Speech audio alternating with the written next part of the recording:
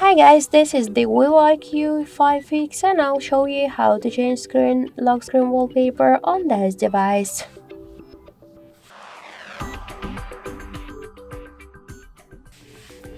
So let's first open the settings application and then tap here to the display section. Lock screen and wallpaper section. Click to wallpaper, tap to allow, and here we could see all of the default wallpapers on our device. Also, we could click here on the right upper corner, click agree, and here you will find all of your previously just downloaded photo from the internet or previously taken on your device camera.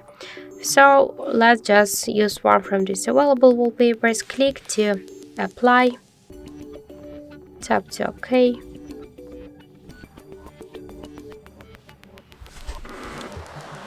apply, set to lock screen. Now we can see the message that this wallpaper applied successfully.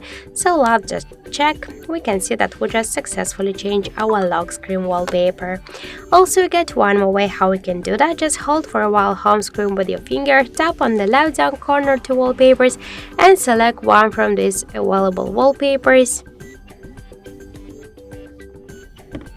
So from here I think you'll just change only the home screen, but if you want to change the lock screen, tap here to the three dots, and here we can see the home screen and lock screen.